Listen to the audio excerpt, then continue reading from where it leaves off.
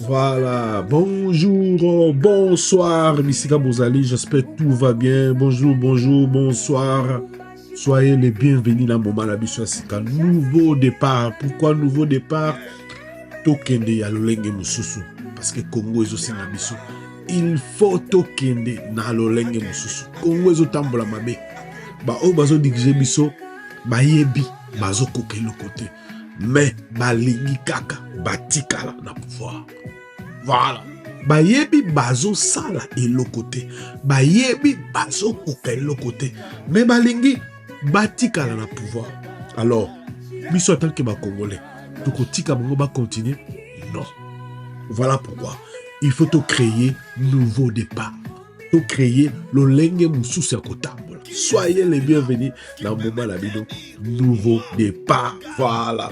Donc balabi bato nanga pi bazana bazako yoka nanga komi wapa nanga aza toujours na Goma et Kabila aza na Goma. Voilà toko solo la lelo moi bouke boyebi actualité oyo ezolo mama lelo balobi nini ke Martin Fayulu bakutani nanani bakutani na Félix Tshisekedi. Voilà. Basolo nini avantage nini eza ya kokutana ya Martin Fayulu na Félix Tshisekedi. Pourquoi bakutani? Mutu oyo bando critiquer tango nyos mais pona nini olingi lelo bakutana. Toko développer ngo muke kuna pe na Goma tomoni Frank Diongo fara na yemoko Joseph Kabila. Mutu aniokola ki est-ce que Frank Diongo alipisi Kabila ya solo ou bien ça ba mascarade bien zanini toko solo lango. Donc soyez les bienvenus dans le moment d'abisso nouveau départ. Nous devons co-créer nzela ya sika. Ndeko oza obligé ya kosala nzela ya sika parce que ba politicien oyo ba biso na tango 20 à 30 ans oyo yaya ba échoué. Voilà. Biso, il faut que nous avons créé nzela mususu, ko créer un nouveau départ pour notre bandeni tout tambo sa Congo. Voilà. Tozo kene ba boko ni nezo le kana Congo, to kene na masolo ya Congo. Ndeko langai bana kisasa nyoso, boyebi kisasa na bino ndenge zalaka. Ndeko langai ba o ba bosa na kisasa botala kasavubu. Bolanda kasavubu. Après tozo songa. Ka okundima te awa tozali na coin ya Ethiopie botala nzela ekoma nango mabulu ebongo soki okomi kaka na rond-point Victoire tika na yo bino moko botala mai partout ebongo bafulu matangomba na ndenge ya defwa te tomoni liboso ya ba maison bosoto ebongo pona koleka batie ba mabanga il faut kosote po okota na ba maison ebongo na kati ya rond-point Victoire botala bino moko trou oyo par erreur soki okwei kaka awa wele mvimba okei mobimba tangu to pusani na kweya aveni mangai botala oyo lak nini po mituka na ba moto ekoma koleka na ba difficulté misusu kutu eza kaka kokangama awa na kati ya mai oyo liboso ya maison de la Bible kutu koloba te po bino moko busa komona to pusani peti awa na wenzi ya Koweït bino moko botala salite liboso ya ba maison oyo client akokota ndenge nini ebongo bwaka misu na ngambu okomona batu ya maboma na bakifunda na bango vraiment capitale ya Kinshasa rond-point Victoire mabe makasi botala bino moko ba maison oyo nyonso bakoma kosalela kaka ba groupe ebongo makelele nde makelele tika na yo même na butu courant ezalaka lisusu te bino moko botala ebele ya molili oyo ebongo miyibi nyonso yebi bakutanaka a na rond-point Victoire tala oyo soki papa Wemba le vieux Mouze Nkuru atali matonge na ya tutelaka tolo bondimelangake awa akokweya lisusu na scène po akokoka te Kinshasa ezali ya kobeba oyo vraiment bakondi basala nanu quelque chose babongisa ne serait-ce que ba point ya référence ya Kinshasa po yango nde ezali koteka pe ezali ba milliers d'attractions. Voilà. Ndeko nanga bolandi wana eza Kinshasa. Mwana nyonso avana Kinshasa yebi kasavubu. Obi kasavubu na biso. Metala kasavubu ya lelo. Bakolobeza bango te Kabila tika ngonde ngwana. Ndeko nanga bino bozo na pouvoir 7 ans. Fatia sayini. bipai nini Félix Tshisekedi asali oyo bokobetela ngo tolo non eza te bosiko azosala nini bipai moko te Fati asali eloko moko sikoyo Fati azosala nini ndeko na ngai c'est notre devoir soki totikeli bato oyo mboka ezokufa eza devoir na biso ya kobengana bato oyo parce que Félix Tshisekedi azokontrole eloko te ndeko na ngai Félix Tshisekedi ayebi eloko te azokengela bipai moko te mboka na biso eza na bakoin mosusu bayebi kutu te soki tozala na chef de l'État mboka na biso na bakoin mosusu bayebi na bango te mboka oyo institution ezali na bakoin mosusu police ezalaka te armée ezalaka te na kati ya RDC na bakoin ebele surtout na bafrontière eza bapays voisins bakotaka na bango na Congo basali makambo na bango mpo bazonga na bango voilà na Uganda kuna na Angola kuna bafrontière étranger bakotaka na bango même armée ya l'autre côté bayaka na bango tala exemple bolanda reportage oyo bokomona armée ougandaise bakoti bakangi na bango aéroport Mobimba bazosala contrôle armée ougandaise bolanda reportage. Ici où vous me voyez, je suis à l'aérodrome de Mahagi. Mahagi, c'est un territoire de la province de l'Ituri qui est situé à la frontière avec l'Ouganda, à plus de 200 km de la ville de Bunia. Alors, je suis venu ici, je voulais visiter l'aéroport, notre aéroport congolais de Mahagi. Qu'est-ce que je trouve? Je trouve l'armée ougandaise qui a encerclé cet aéroport. Et l'armée ougandaise, c'est elle qui contrôle tout mouvement, toute entrée, toute sortie dans l'aéroport. Je n'ai vu aucun militaire congolais, je n'ai vu que des militaires ougandais lourdement armés. Et qu'est-ce qu'ils nous disent? Ils nous disent, nous ne pouvons pas accéder. Un militaire ougandais me refuse l'accès, moi congolais, dans mon propre pays. Monsieur le président Félix, est-ce que vous pouvez nous expliquer cette histoire, c'est quoi? Est-ce que vous avez vendu une partie de notre territoire aux Ougandais ou comment? Comment on peut nous expliquer que des militaires ougandais lourdement armés prennent le contrôle d'un aéroport en fonction? Je rappelle que cet aéroport fonctionne, des avions viennent de Bunia pour ici. Et c'est des Ougandais qui font la loi sur un aéroport congolais où je n'ai vu aucun militaire congolais. Voilà, c'est clair. Aéroport Nabiso. Bah Ougandais, bah côté bah ça contrôle, bah ça la contrôle. Non, c'est la honte. C'est la honte. Félix Tshisekedi n'a pas tourné bah ko diriger biso c'était. Bah ça la contrôle ya mboka te. Bah ça la contrôle ya mboka te. Comme si Fati azana ya yebi wana ke mboka o shito teki yango. Mboko esi ekenango. Pona ye moko Félix yebi mboko esi ekenango. Biso tokotika ete. Iye intérêt na ye na biloko mosusu. Mboka Mobimba kozala na mandat 7 ans na ye. Tosali combien de passeports? Combien de passeports tosali? Bolanda passeport à Sikasu Ebimi total. Nous avons l'honneur de vous recevoir aujourd'hui dans notre bureau à l'occasion des remises officielles de votre passeport biométrique. Avant de vous remettre les passeports, je me fais le devoir de vous expliquer les biais fondés de ces passeports en ce qui concerne la sécurité.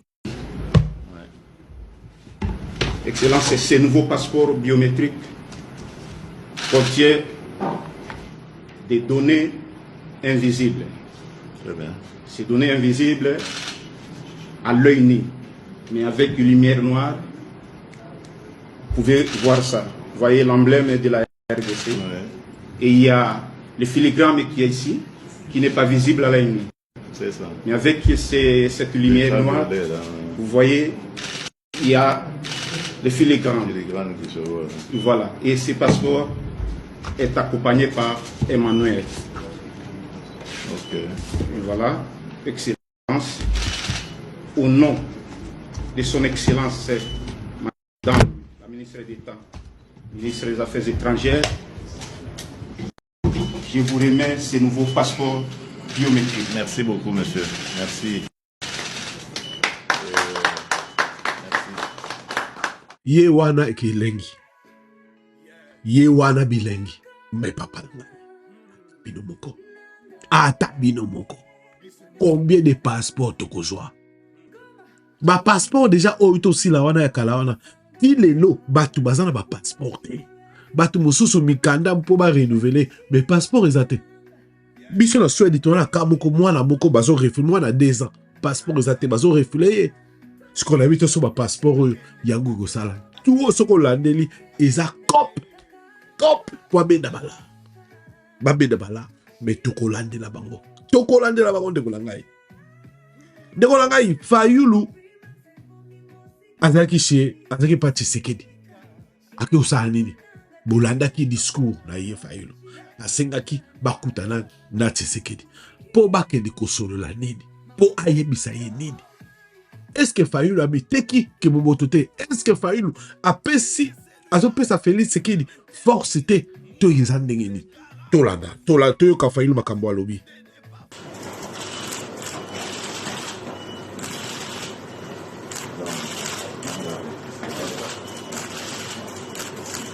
Vous savez que le pays est dans une passe très difficile. Nous sommes attaqués de partout. Nous avons besoin de la cohésion nationale. Je suis venu pour lui dire que nous n'avons pas 36 solutions. Nous devons créer un camp de la patrie. Donc les gens qui luttent pour leur pays. Et donc pour cela, avec toutes ces crises que nous avons, crise sécuritaire, crise sociale, crise politique, la solution c'est un dialogue. Donc je lui ai demandé de tout faire pour rencontrer les évêques de la Cinco et les pasteurs de l'ECC pour discuter afin de voir ce pacte social qu'il propose, comment est-ce que nous pouvons le mettre en avant. Donc il m'a compris et il va donner sa réponse très rapidement. Nous sommes Congolais et nous avons des frères et sœurs qui souffrent, des enfants qui souffrent, des enfants qui dorment à la belle étoile, des enfants et des gens qui meurent tous les jours. Aujourd'hui, à Goma, combien de gens sont morts? Aujourd'hui, à Beni, à Butembo, aujourd'hui, à Bukavu, combien de gens ont été maltraités par des gens qui ont occupé nos territoires, nos localités. Donc, c'est de ça que nous avons parlé. Nous sommes humains. Nous avons lutté dans ces pays. Nous n'avons pas lutté pour que demain les Congos soient balkanisés. Voilà, nous avons dit, lui et moi, et nous sommes dit que jamais sous notre ère que le Congo sera balkanisé. Je suis venu pour ça et pour insister que le dialogue est nécessaire et qu'ils reçoivent les pères spirituels. Merci beaucoup. Voilà, Yewana Ezaki Fayulu et pas Tshisekedi. Décolomani. J'ai invité ceux qui bozo eba Fayulu o tozolobela. Fayulu o tozolobela ye bazwaki élection na ye na 2018. Ye agiraki azaki na kanda na bato surtout na Félix Tshisekedi. Adobenga Félix Tshisekedi aza patin. Adobenga Félix Tshisekedi aza wana po chauffer Kabila kiti pour un jour Kabila ko récupérer kiti na ye. Wana maloba ya maloba ya Fayulu. Eloko ni salami. Miracle nini salami. Oyo Fayulu akoyeba ko changer na lombangu. Je crois na zala na eloko ya Fayulu awa. N'habite soki ezali discours na ye moko avant. N'habite je crois ezala. Fayulu, je crois il faut ezala awa. Toyoka discours Fayulu azali nini na ndono ba avant. Aloba nini? Mikolo to leka kaka. Tolanda Fayulu ndo ba nini pona Tshisekedi toyoka ye.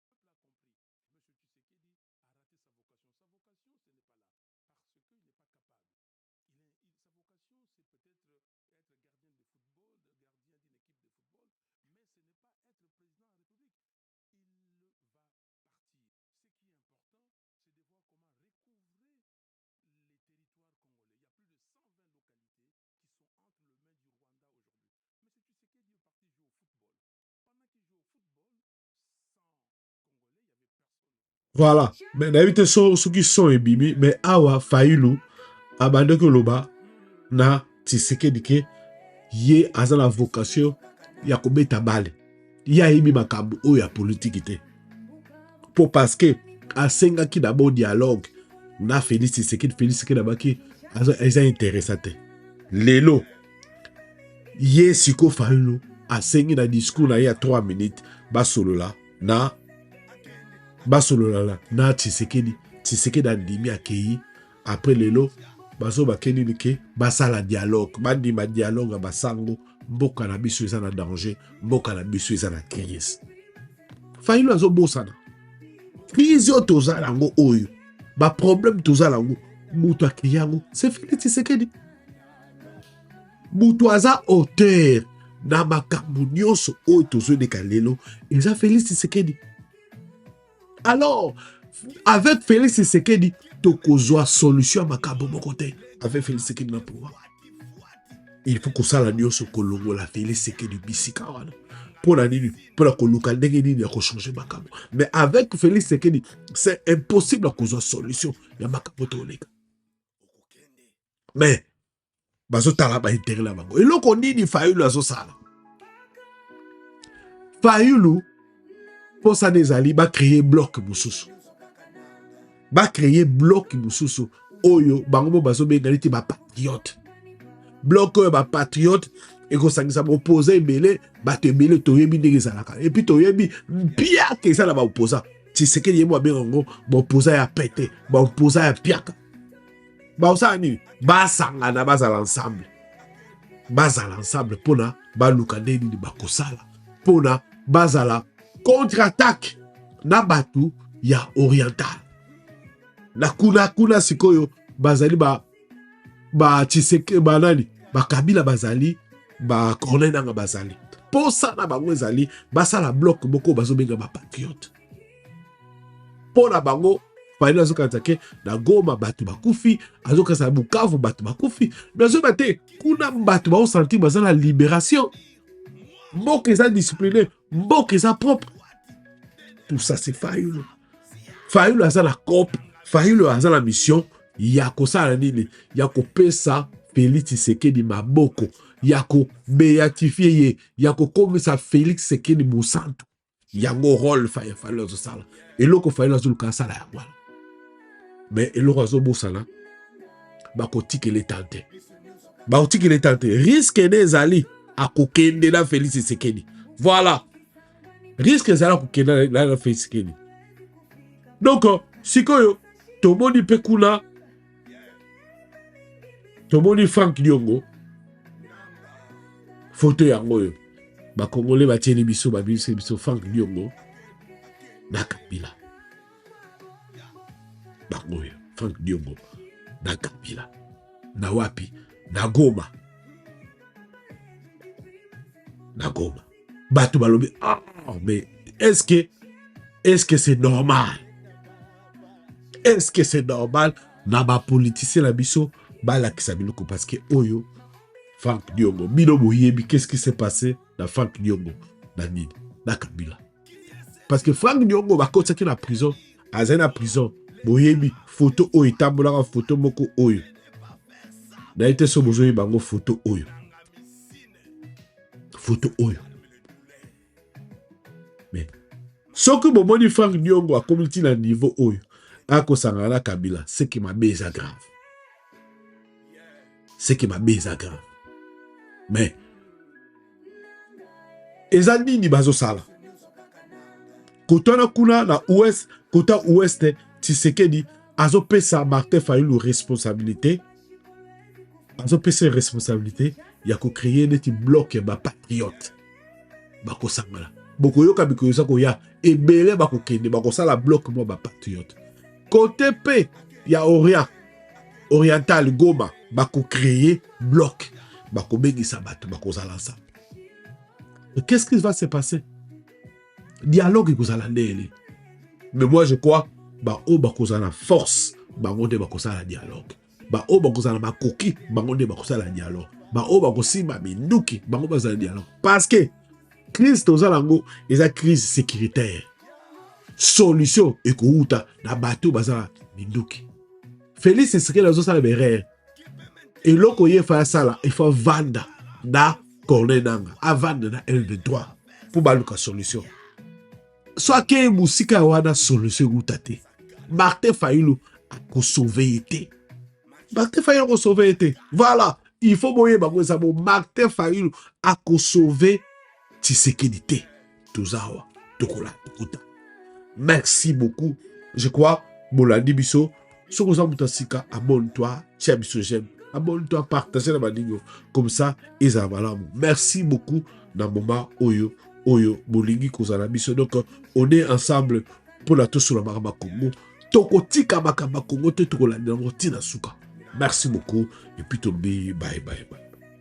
Nous sommes des démocrates, nous voulons instaurer la démocratie, nous devons commencer par prêcher par l'exemple. Donc, et nous allons le faire. Nous le soutiendrons. Martin, c'est désormais notre candidat commun. Je suis désolé. Fatih n'a pas mon niveau. Je ne suis pas là pour pouvoir faire la politique politicienne des médiocres et des aventuriers, madame. Je sais ce que je fais. Fatih n'a pas mon niveau. Kabila est sérieux. Je vais vous le démontrer.